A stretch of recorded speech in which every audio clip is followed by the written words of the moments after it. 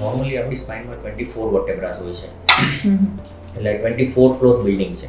Building stable ત્યારે જ રહે જ્યારે એનું ફાઉન્ડેશન સ્ટેબલ હશે. અને ફાઉન્ડેશન એટલે આપણે બંને હિપ જોઈન્ટ. ઓકે. એટલે તમે ઊભા રહો, બેસો, કંઈ પણ કરો, જો તમારા થાપાના મસલ્સ વીક હશે, બોન ઇમ્બેલેન્સ હશે, તો તમારા બોડીમાં ક્યાંય ને ક્યાંય પેઇન આવશે. ઓકે. તમે મને કન્સિડર કરાવ્યું કે only right side is paining. હા.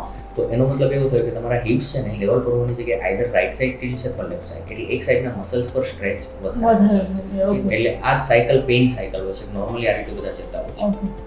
બેઝિક ટ્રીટમેન્ટમાં તમે મને જેટલા વર્ડ્સ કીધા, ફોર એક્ઝામ્પલ ફિઝિયોથેરાપી, તો તમે મસલ સ્ટ્રેચ કર્યા, બેટર લાગ્યું, હા. પણ પાછી એક્સરસાઇઝ બંધ થાય એટલે બેક ટુ પેઇન આવે. Yes yes.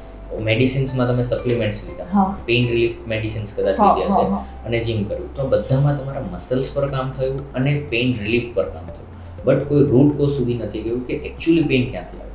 ઓકે. કાયરોપ્રેક્ટિકનો એક એડવાન્ટેજ એ છે કે તમારી સ્પાઇનમાં પ્રોબ્લેમ ક્યાં છે એમ એસેસમેન્ટ કરીએ અને એના બેઝિસ પર જ ટ્રીટમેન્ટ કરીએ. ઓકે. સપોઝ હું આજે તમને ચેક કરું અને તમારી સ્પાઇનમાં મને કોઈ ઇશ્યુ નહીં મળે તો હું તમને કહી દઈશ કે આ મારો કેસ નથી. ઓકે. નો પ્રોબ્લેમ. એટલે એનો મતલબ કે રૂટ કોઝ પર કામ થશે ને તો રિઝલ્ટ જે આવશે લોંગ ટર્મ પર હશે.